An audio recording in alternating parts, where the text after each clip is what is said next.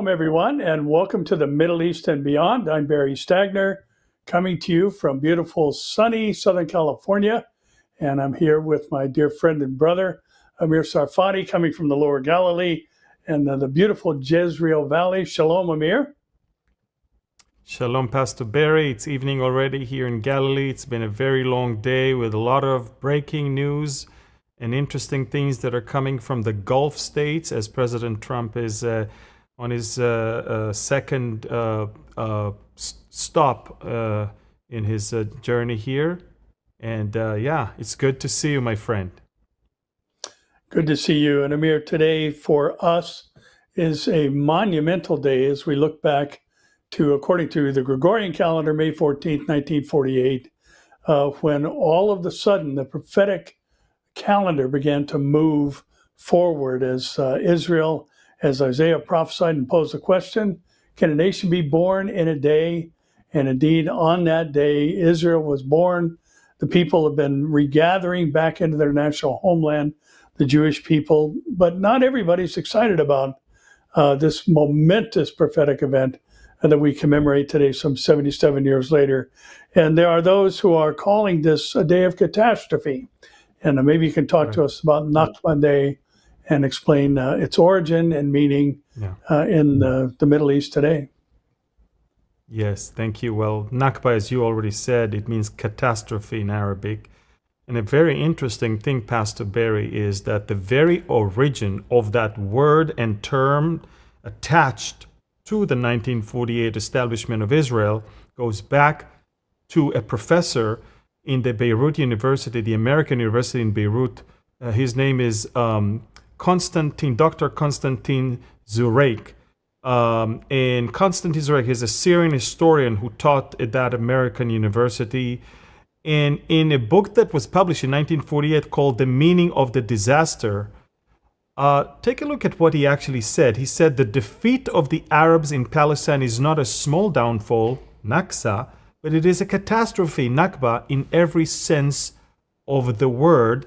And then, believe it or not, he said, 7 Arab countries declare war on Zionism in Palestine. 7 countries go to war to abolish the partition and to defeat Zionism. He basically says 7 Arab countries invaded into the land to stop the UN partition plan. In other words, and then he says, and quickly they left the battle after losing much of the land of Palestine and even the part that was given to the Arabs in the partition plan. In other words, they wanted to take the parts of the Jews and they ended up losing also the part of the Arabs.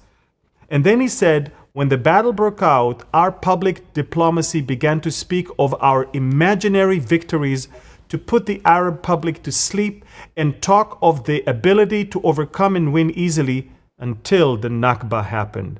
He also distinguished between the Zionists and the Arabs to explain the war outcome.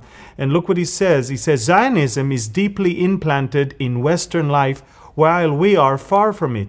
They live in the present and look to the future while we are drugged up dreaming of a magnificent past. And the last thing he said, he concluded, we must admit our mistakes, the Arab mistake, and recognize the extent of our responsibility for the disaster that is our lot. So even this, the whole story of Nakba it's a fake thing. It was actually something that in 1948, it was already understood that it is their fault and they should take responsibility because they're the ones that invaded. They're the ones that asked the local Arabs to leave in order for them to go in and conquer the lands of the Jews. And they ended up losing their land and the land of the Jews. And they had to stop the war with all the local Arabs that left stuck in their countries. That's the ethnic cleansing they're accusing us for when it's the Arab nations that actually did it to the local Arabs in what's called then Palestine. And again, they took responsibility for that in 1948 when he invented that word and attached it to that event. But everything changed. They are rewriting history. And Yasser Arafat decided that this is the right time to use it as a way to describe our suffering, and then he changed it and made it an internationally recognized day, even in the UN and all across the world. Believe it or not, even in the Tel Aviv University today, Arab students commemorated it, because we're a democracy. We allow freedom of speech, and we allow that garbage in our own country. Yeah, Amir, it's kind of interesting in thinking back on that invasion that took place on the day that statehood was declared. You know, there's a lot of people today who are siding with this Nakba type of thought, and it's not limited to the Middle East. We know Australia plans to participate in this commemoration of the catastrophe. But one of the interesting things I think that we need to remind the audience of is that Israel was attacked by these nations, had virtually no aircraft, small arms, and yet here they are victorious.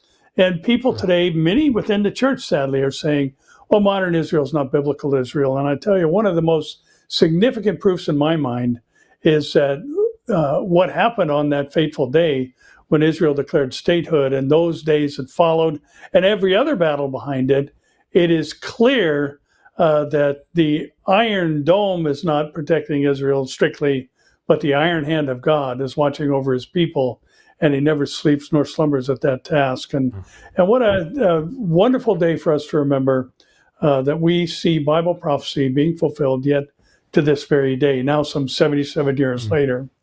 You mentioned at the outset, Amir, that Trump's on a tour, and, you know, I think we'd have to hesitate to call it a political tour. It's really a business tour. He's out there cutting deals as he would do as a real estate mogul. But everything that's been happening out there, especially in the countries that he's been visiting, has been very curious, and maybe even a little bit of a revelation to the fact that 1 Corinthians 2:14 says the natural man cannot discern the things of God because they are spiritual. And it seems as though he's making some moves that could be viewed with some concern. And maybe you can address that issue for us today. Yeah. Well, I will not hide from you or from the audience my utter shock and disappointment from some of the moves that President Trump did.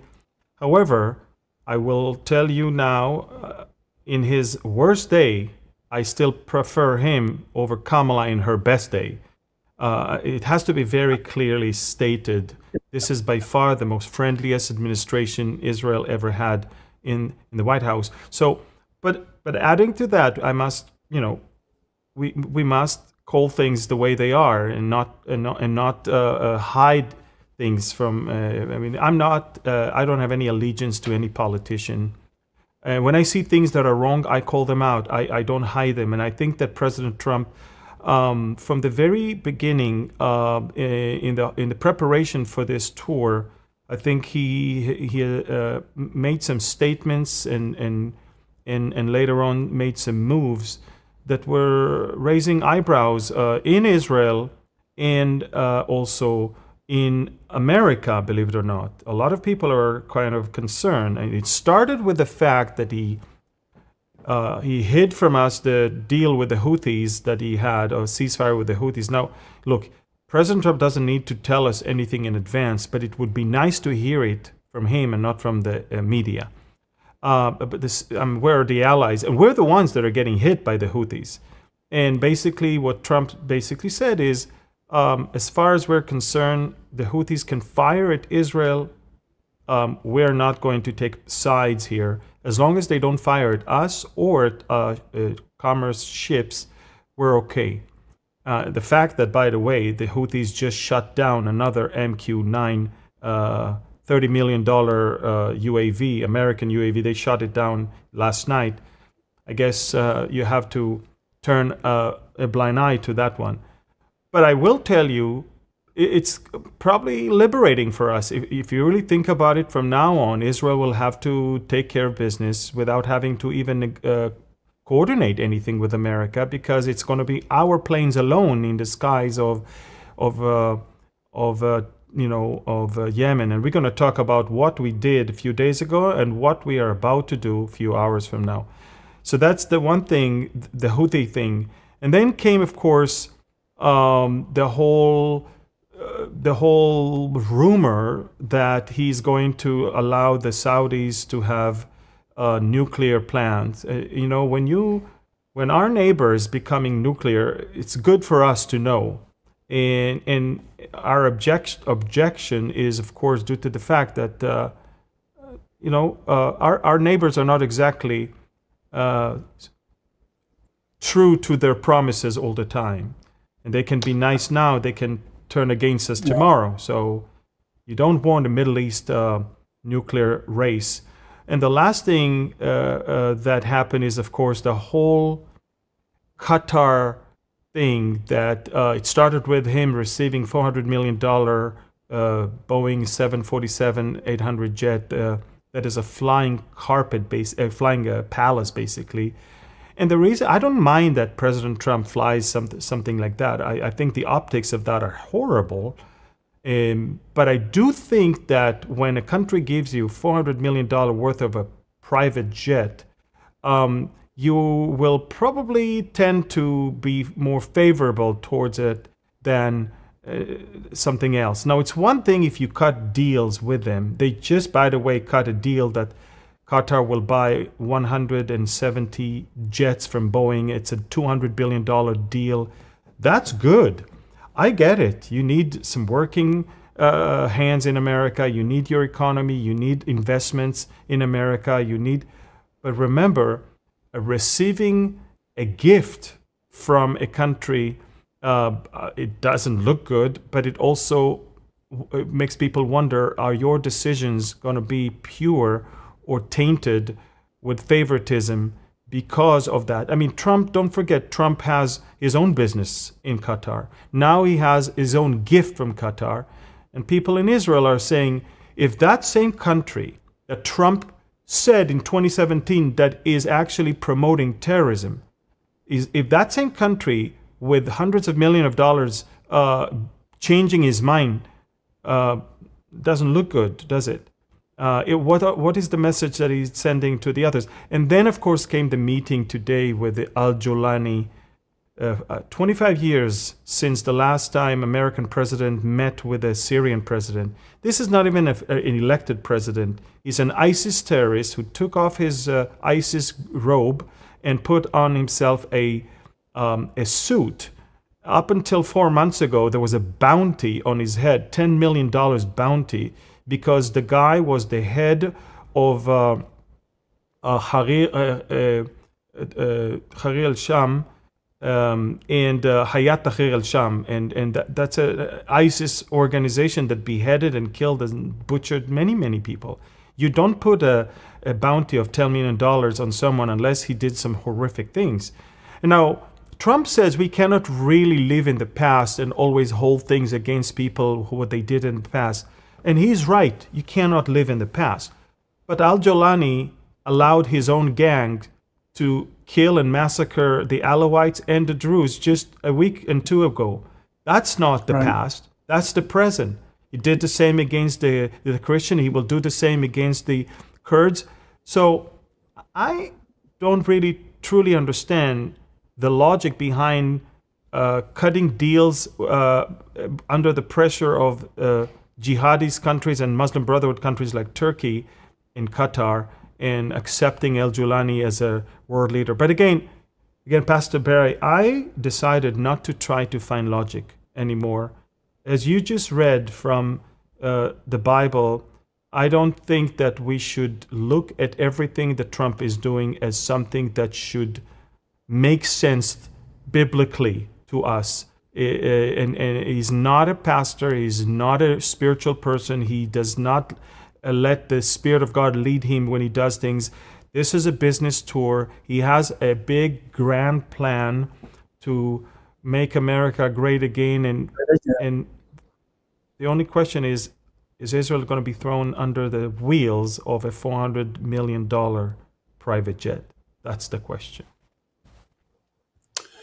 Yeah, we do live in an age of delusion. Amir, as the Bible said, would, I believe, begin before the tribulation and ultimately reach its zenith during the tribulation, where the earth dwellers will believe the lie of the Antichrist. But the proverbial skids are being greased right now for his rise to power. And, it is curious that one comment that he made about, we're not going to interfere, if the Houthis attack Israel, who knows what that statement really intended.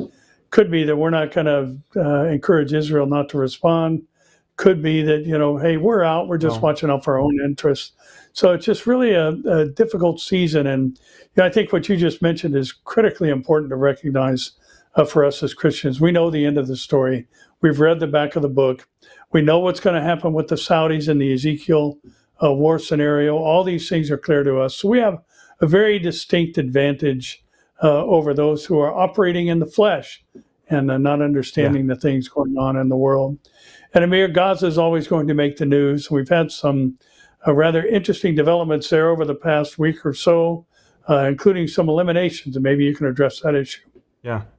We'll start with yesterday's elimination. Around this time, 24 hours ago, Israel, similar to what it did in Beirut to Hassan Nasrallah, Israel attacked in what's known as Belt of Fire.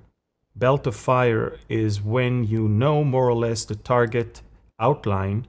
And look what we did. This is Gaza, as you can see. And let's zoom in all the way to Khan Yunis, to where the whole thing happened, in the compound of the European hospital. They have, by the way, more hospitals than Israel has.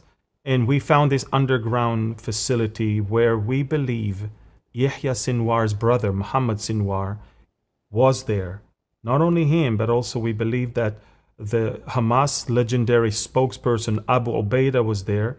And as of an hour ago, we also have indications that Muhammad Shabana, the commander of the Rafah brigade, was there as well.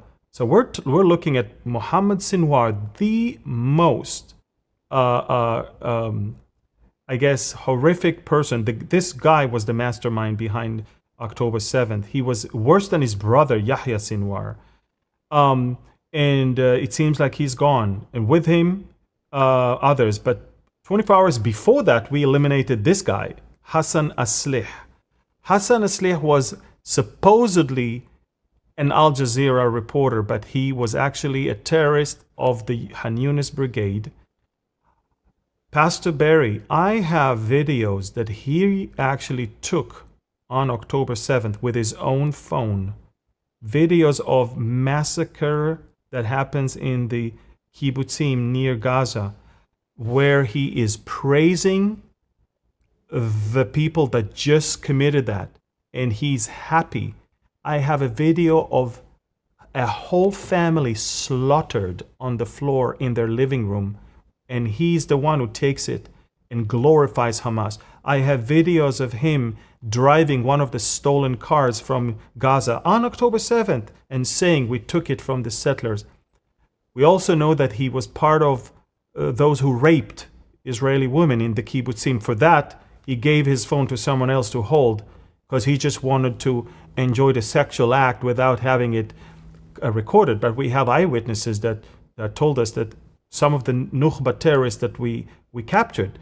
So this guy was a terrorist, a rapist, and someone who and by the way, this is the story of the reporters and the journalists in Gaza. They're all terrorists on the payroll of Hamas, spreading propaganda.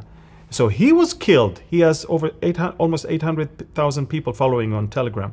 He was killed first. Then came the elimination in the same hospital compound of Muhammad Sinwar and all the gang. And now it's going to be easier to reach a deal to end the war because he was the one who insisted, Muhammad Sinwar was the one who insisted on not giving up. Now, Pastor Barry, people need to understand that there's only two options on the table. And these are the options that people need to see that. The options are either they accept the Witkoff outline or we go to the Gideon's Chariots operation. The Witkoff deal is very simple. Release right now 10 living hostages and half of the dead ones. And for 45 days, we're going to talk about how we can reach a final deal. But we still don't commit to end the war unless you guys, disarm and leave. And that's the Witkoff outline, which Hamas said no to forever. And Israel said, you've got until Friday to say yes to that deal, or take a look at what we are planning. Gideon's chariots is this operation, and we are going to start with it this Friday. Take a look at it. We're going to take care of a humanitarian area down south, and all the residents that are uninvolved are going to be pushed all the way from the northern part of Gaza Strip into the humanitarian zone through filters and gates that will make sure they are unarmed and uninvolved. And the only one left in Gaza will be terrorists, and we're going to take over, destroy Gaza. And listen to me, when I say destroy Gaza, we destroy everything underground and everything under the ground. At the same time, we're going to make sure that those that are in the humanitarian zone will already start leaving. The civilian population began to leave today. Today, 600 Gazans were loaded on 6 different planes, flying to the UAE, flying to Europe and to Turkey. And many of them are actually without dual citizenship. That means they are part of this voluntarily displacement. And this is it. So, Pastor Barry, until Friday, Hamas has to say yes to Witkoff outline, or we're going all in with all the power, and it's going to be deadly for Hamas. This is why they allowed Idan Alexander. You think it's only for Trump? If they didn't see the hundreds of tanks that are flowing all the way to Gaza right now, they would have never said yes. But they did this gesture to release Idan Alexander, the American passport holder IDF soldier. They released him. Here he is. He was released. Thankfully, he's in good condition. His mother was so excited to see him. Everything is great. We love that. Everything is great. But make no mistake, the reason why Hamas did it is twofold.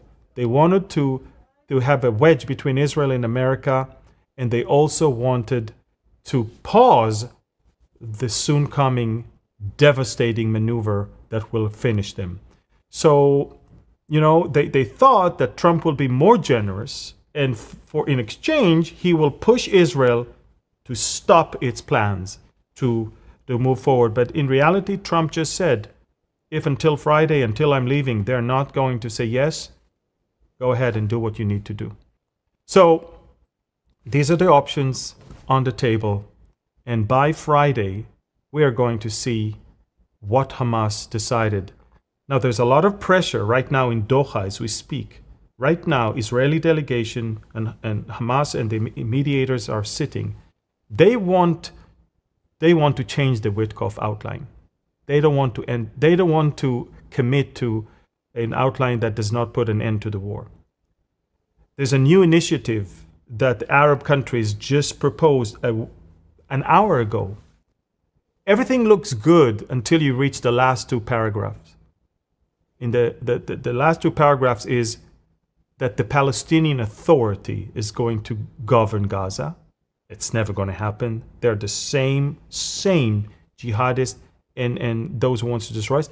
And the last one is Hamas policemen will be integrated into the force that is taking care of Gaza. It's not going to happen. So everything else is great, but the Palestinian Authority cannot rule, and any Hamas person cannot be integrated into any ruling power in Gaza anymore. This is it, Pastor Barry. A lot of things are happening in the last few hours. And Gaza, of course, is in the center of some very, very critical deliberations right now. Yeah, Amir, it's like the old saying, the Palestinians never miss an opportunity to miss an opportunity. And so I think we know what's coming next is Gideon's chariot and the things that you covered a moment ago. And, you mentioned the president's statement, the U.S. president's statement about the Houthis and not intervening or, getting involved in the exchanges that come from them into Israeli territory. We just had an event happen that we talked about last week at the Ben Gurion airport or nearby. And there's been some other actions that are happening in port cities there in Yemen, and maybe you can talk about that a little bit um, as to what happened on May 5 and 6. Yeah, so on May 5 and May 6, Israel paid a visit to Yemen twice. Of course, the first time was attacking the seaports of Hodeidah and Ras Isa, but the second time, the next day, it destroyed completely the airport of Sana'a. That's what the airport looked like. Now, they claim that they're opening it tomorrow, or maybe even today. Of course, it's propaganda. We destroyed the runways and we destroyed all the terminal buildings. There's no way they can operate there. They can make a sound that they may be able to do it. We destroyed everything there. It's going to take them a while. But I want you to know that Israel issued 2 days ago a warning, once again, to evacuate all 3 major seaports in Gaza, in Yemen, and Israel reissued that warning even this morning. Remember, in the last 24 hours, we know that the Houthis launched missiles. 2 of them disintegrated on the way, and one of them was intercepted. But they haven't stopped, Pastor Barry. They believe that that's the best way to put pressure on Israel. They want to be perceived as those who impose a blockade on Ben Gurion Airport, but in reality, the blockade is on their seaports, and they don't have an airport anymore. So Israel issued an evacuation order until further notice. In other words, we can attack at any given moment, and you will not know about it in advance because we already issued an evacuation notice, and it says until further notice. And that's why all the ships left the docking places. And now, by the way, it's easier to destroy the ports because we couldn't attack all the areas of the port because there were some foreign ships that were docking there. And you don't want to do that to foreign countries. So we made sure that everybody left. And now we are going to make sure to complete the job. It's going to happen, I believe, in the next few hours. Israel will have to take care of business. Look, we don't want to embarrass Trump while he's in the region. But I want you to know that when the Houthis are firing rockets, 2 of them actually fell in Saudi Arabia while he was in Saudi Arabia. From Yemen to Israel, rockets fly above Saudi Arabia. So the Houthis don't really care that Trump is there. In fact, they did it while he was giving a speech in Saudi Arabia. Israel, on the other hand, is not interested to embarrass Trump while he's in the region. So we refrain from doing some major things in Yemen, but we take care of business in Gaza. And I believe that when Trump is going to leave, both Hamas and the Yemenites will find out. Yeah, and let me just encourage everybody, there's kind of an ebb and flow to Bible prophecy, and things will escalate for a season and maybe seem to calm down for a while. But there's coming a point in time where everything is going to move forward and move toward the fulfillment of the 70th week of Daniel. And I think we're pretty close to that time period. And therefore, it's all the more important that you subscribe, like, share, and comment to both of our channels so that we can get the word out about what's going on. And, sadly, there is a lot of misinformation. It's not just in the liberal media, but within the church as well regarding the nation of Israel. So these stories become more and more important every single day as we march toward that moment and twinkling of an eye when the church is taken out of the way and then the lawless one is to be revealed and Israel takes center stage in world affairs as the 70th week of Daniel is fulfilled. So please make sure that you're subscribing, liking, sharing, and commenting on this program. And Amir, your other northern border is always busy. Things going on with Hezbollah and their tunnel network, and recent events are noteworthy, I think. If you could bring us up to speed on what's happening there. Yeah, on May 8th, Israel launched another belt of fire type of attack. When I say belt of fire, you basically bomb one end of a tunnel and another end, so anybody's there, he cannot leave or run away, and then you destroy everything in between. And look at this, you can clearly see that on the screen. A whole line of bunker busters that are dropped there to destroy a massive underground facility of Hezbollah near Nabatea. It's a tunnel complex with weapon caches and shafts, rendering it to inoperable and killing at least one. But again, these are things that Hezbollah had prepared for a massive attack against Israel. And also, by the way, in the last few days, we also attacked motorcyclists and drivers of cars. And these are all Hezbollah terrorists that were trying to operate and move from one place to another. So Israel literally is working around the clock every day to thwart any attempt of Hezbollah to entrench itself once again in southern Lebanon and sometimes even beyond there. And the good thing is that the Lebanese military and the Lebanese government understand that it has to be done. They're not going to do it, and Israel is not going to trust them to do it. So we have to do it. And you don't really hear so much protest from the Lebanese government. Everybody understands. And even from Trump's speech today and yesterday, he urged the Lebanese to get out of the grip that Hezbollah is taking of their government and to move to a better future. I think that the aim of President Trump is to bring Syria to normalization with Israel, and that will open the door for normalization of Lebanon with Israel.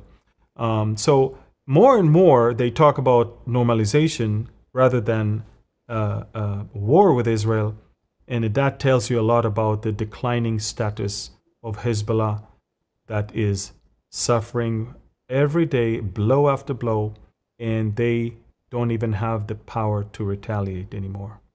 So that's what we have right now in Lebanon as well. Yeah, Amir, I don't know if you guys realize it there in Israel, but, when you say Mossad, I think everybody out in Western culture, many people at least, kind of go, ooh, because Mossad is legendary in its daring and some of the exploits down through the years. And it's been a rather interesting event that's developed there in Syria. Maybe you could talk about that for us today. Yeah. Well, on May 11th, a few days ago, non-Israeli Mossad agents, because the Mossad also recruits some people from outside of Israel, there was a whole Mossad squad in Syria that operated for a few years to try and find remains of Israeli missing soldiers from previous wars, and in this case from 1982, 43 years ago. That tells you the commitment of Israel to its missing soldiers, abducted soldiers, whatever it is. Not only that we want the living ones back, but we also want the dead ones back, and we also want dead ones that have been killed over 40 years ago. We have a whole section in the Mossad that is in charge, and the Sultan Yaqub battle in 1982 was a very, very bloody battle. And in that battle, quite a few people got killed, but there was a whole tank crew that was taken captivity. The soldiers were killed, but their bodies were taken by the Syrians. The remains of one of them returned to Israel by the Russians in 2019. Netanyahu received the remains from Putin. And of course now, Zvi Feldman, his body was retrieved 40 years later in a battle. We're talking about under fire in a covert operation. Mossad agents managed to go to the Yarmouk cemetery and take some remains of several people, and we hope that one of them would be Eli Cohen, our man in Damascus. But again, these are the remains. We brought them to Israel, and when the soldiers brought them to the Israeli side, they said the prayer, the Kaddish prayer, as we say on dead people. And there you go, you can see it. Yeah, Amir, talking about some of the other things that have been going on in our world, the relationship with Jordan seems to have been strained since October 7th. And things and the criticism and some of the language coming out of there, regarding the aid that is allowed to go into the Gaza Strip has created a bit of a strain there. Maybe you can bring us up to date on that. Yeah. Just before I say that, we'll talk about Jordan, but, the president of Syria met with President Trump today, and President Trump basically outlined the terms for America to, that wants to see with Syria. And but Israel has its own terms. Israel wants to keep the Golan Heights. Israel wants to take care of the minorities, especially the Druze, and Israel wants to stay on Mount Hermon. So I don't think there'll be any normalization with Syria unless these three things will be fulfilled. When it comes to Jordan, there's so much fake news and so much things behind the scenes that people don't know, and it's very, very sad. Doron Peskin, an Israeli researcher, came up with an interesting revelation a few days ago. And he said, look, the growing Jordanian criticism of Israel is related to something. Since October 7th, Jordan has intensified its criticism of Israel, particularly due to Israel's recent ban on aid entering to Gaza, which has, listen to this, it has strained Jordan's relations with Israel and impacted its economy. Impacted its economy? Oh yeah.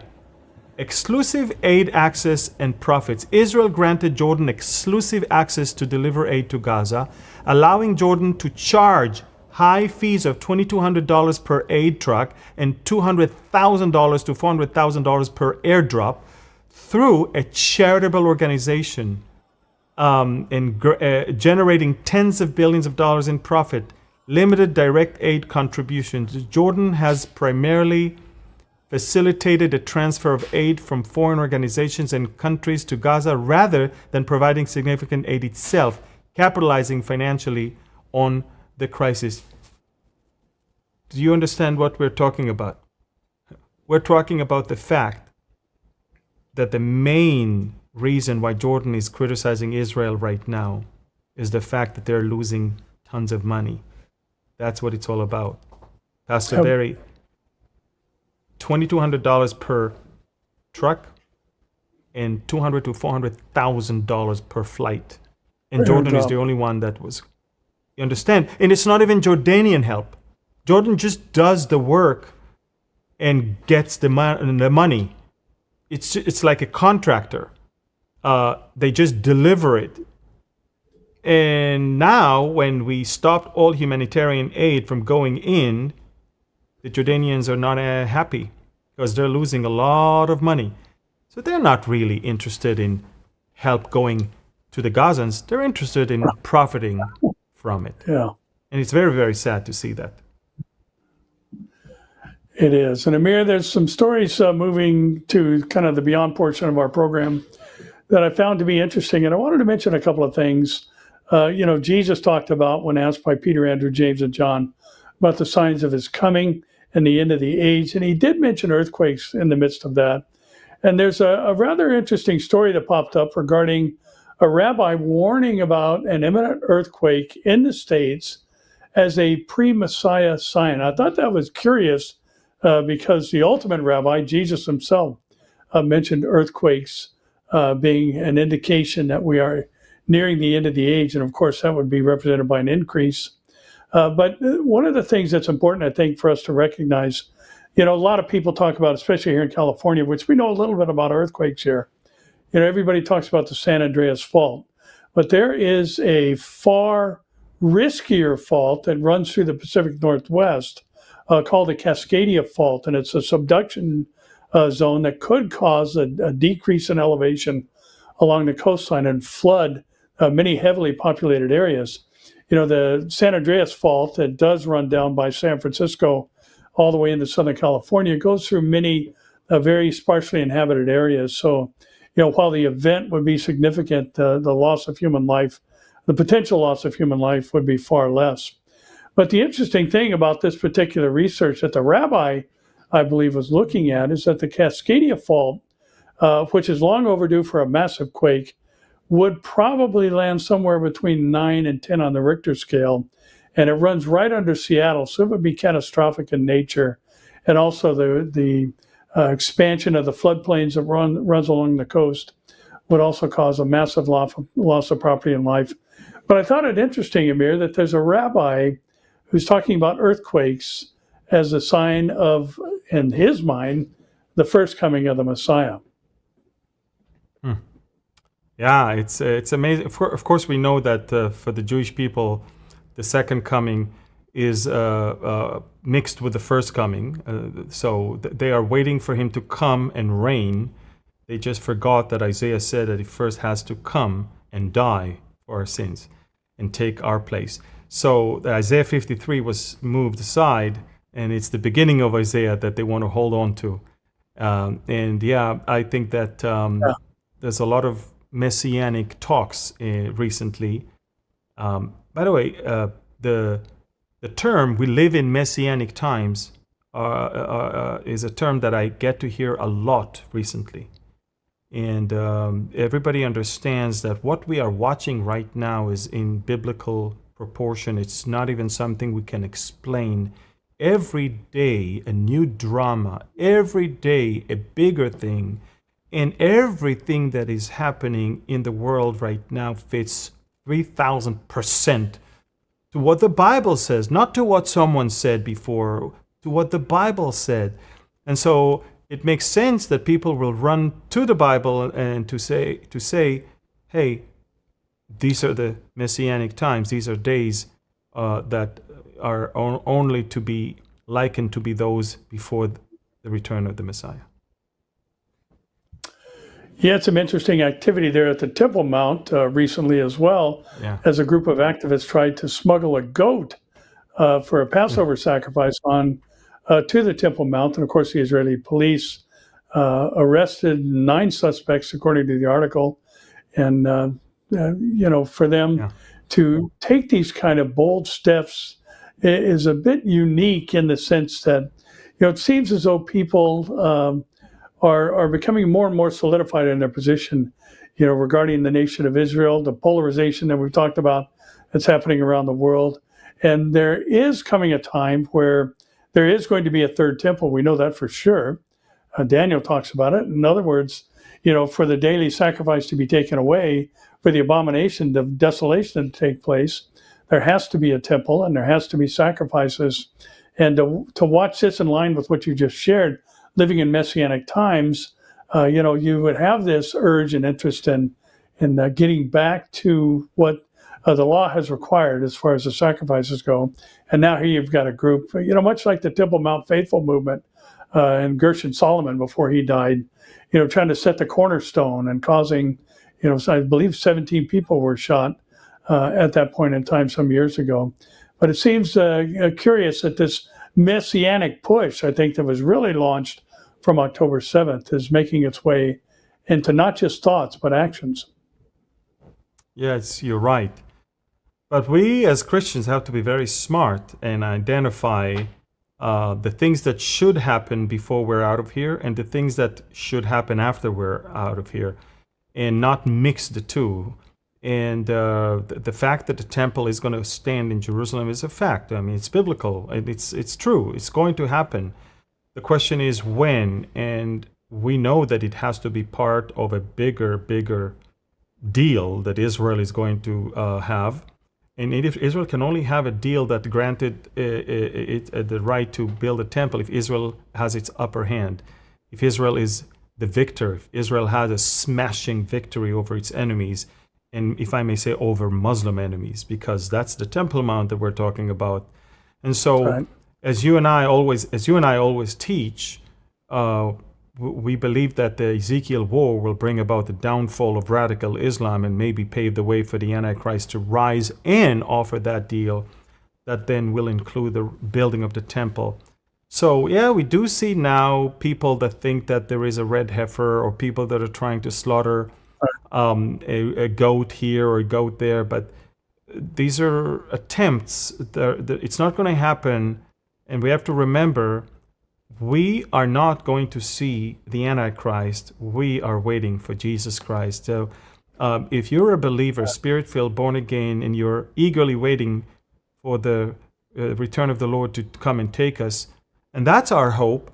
And as you mentioned, we won't be able to change the course of history and the course of the future as it's already prescribed, but the decisions we make today can change our location when those things happen. If you're truly a believer, you will not be here. If you're not, you are going to be here. And Amir, there's a lot of talk today about, I get stories all the time about, a catastrophic economic collapse. And I thought our next story is kind of, will deal with that and help us maybe decipher a little bit better what we are to expect as Christians. And as we've been mentioning throughout the program, we have a distinct advantage in that we know what is going to happen. We know, with some specificity, the details as they're going to unfold in a biblically chronological order to a degree, but some of the details we may not know. But one of the things I think that is important for us to recognize is that Jesus talked about the likeness of the days before the 70th week of Daniel being paralleled with those of Noah's day, where there were multiple things going on, the thoughts and intents of man's heart being only evil continually. We can check that box. Violence filling the earth, we can check that box as well.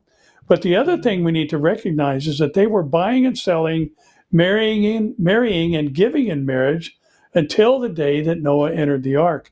And what that represents is an age of prosperity. And, we've got, what Paul was talking about, the destruction and its proximity to the declaration of peace and safety. It's interesting that those words in the Greek can also be translated as prosperity and security. So I don't know that during the church age we should be looking for a catastrophic global economic collapse. But I think what the Bible indicates is we should be looking for, what this next story reports on, the Dow soaring 1,100 points after China and the Trump team lower their tariffs. And, we've seen a huge rise in the market here. Bitcoin is back over, I think it's maybe even today, $105,000 per coin. The other cryptocurrencies are on the rise, and things are looking good. And some of the articles that are floating around out there, even about the golden age, has begun. And this is more consistent with what the Bible teaches about the days right before the 70th week of Daniel.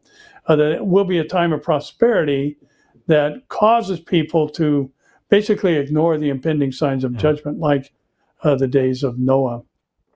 Yeah, and this is why I criticize a whole viewpoint of only money and deals without understanding that I'm not worried about Israel. I'm worried about any country that positioning itself against Israel, and Israel.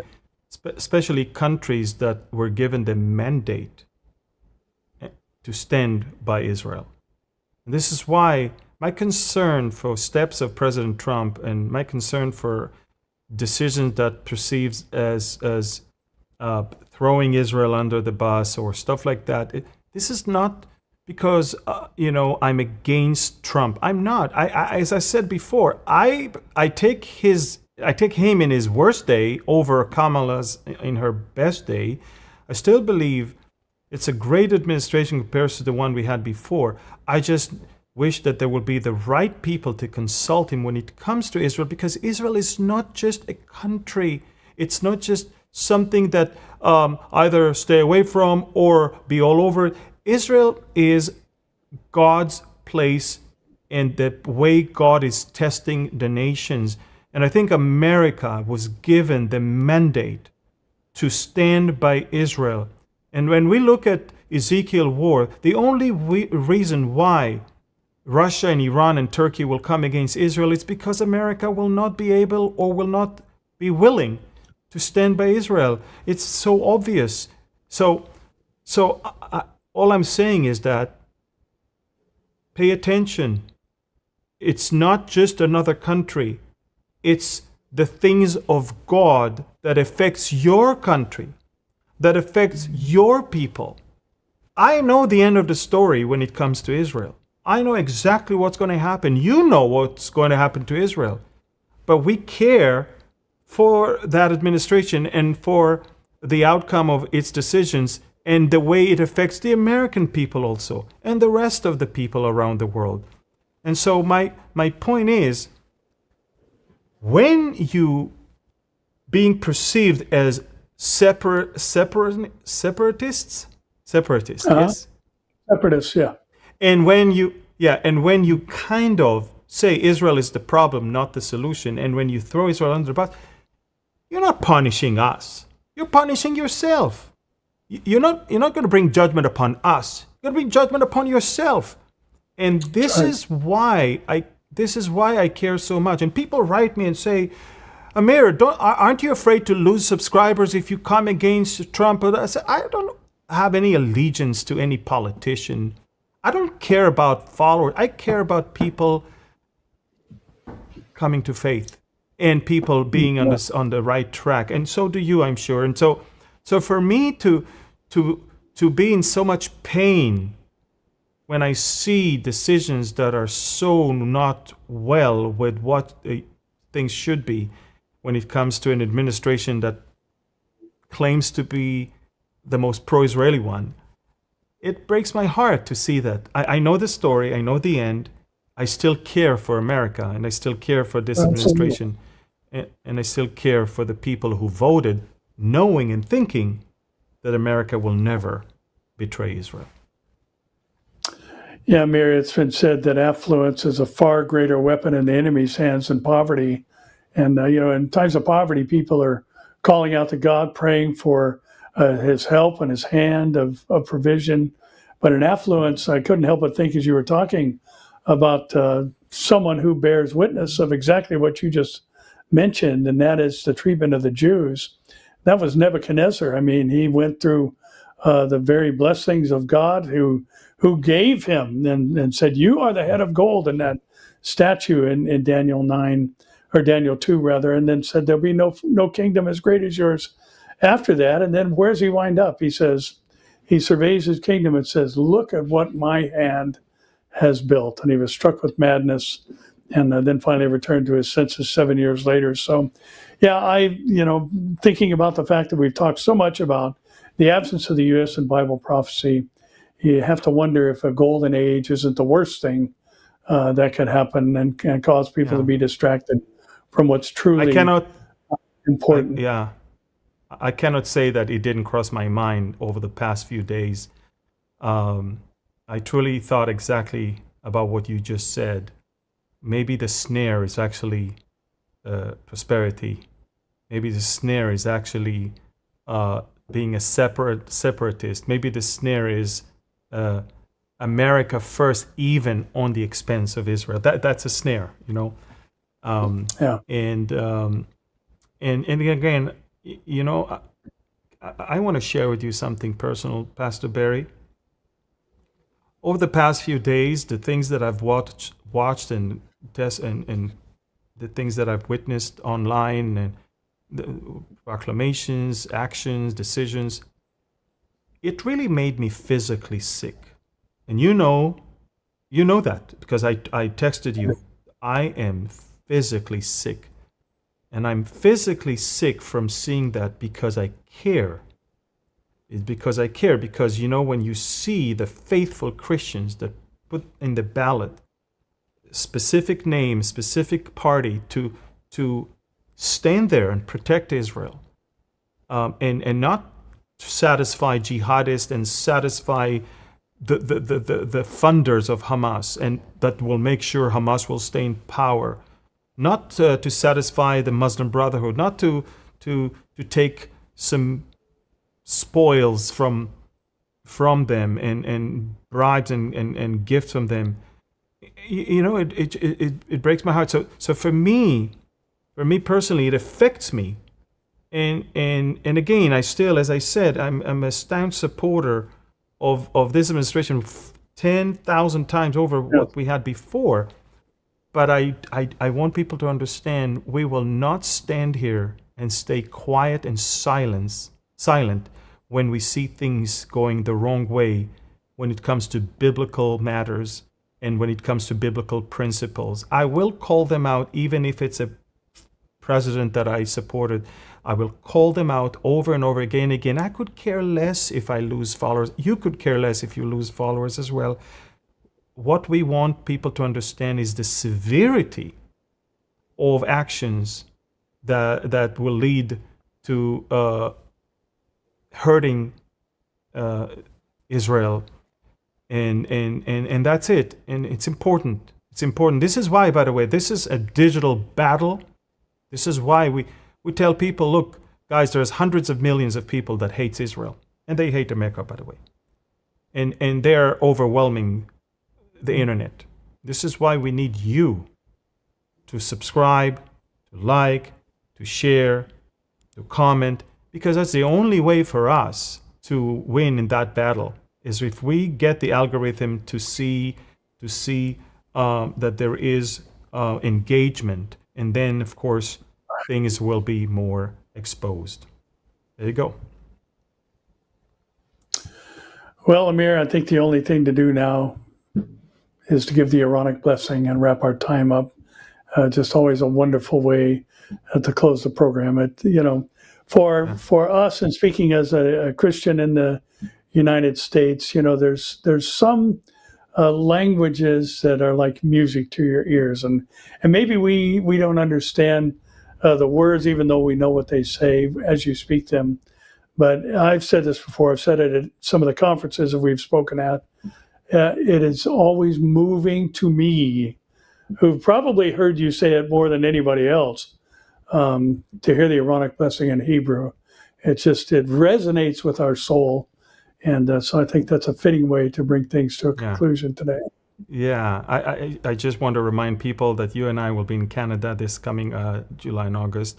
And so you guys, if you can, remember to sign up for these events. We have a QR code that will come up on the screen, and you can scan it, and we're almost full, but it'll be nice to have a full house in all of these events. And so take a look at this QR code and scan it for the Canada events of Pastor Barry and myself in this coming July, at the end of July, at the beginning of August, if I'm not mistaken. And of course, let's do the Aaronic blessing right now. Yevarechecha Adonai v'yishmerecha, Ya'er Adonai panav elecha v'yichuneka, Yisa Adonai panav elecha v'yasem lecha shalom. The Lord bless you and keep you. The Lord make his face to shine upon you and be gracious to you. The Lord lift up his countenance toward you and give you his shalom. In Jesus' name, amen. Amen. Amen. So thank you, Pastor Barry. Thank you, everyone, for watching. Please, please, please share this and comment and subscribe and forward it to as many people as you can. Thank you. God bless you. Shalom from Galilee, and I'm sure shalom from Southern California. Southern California. Shalom.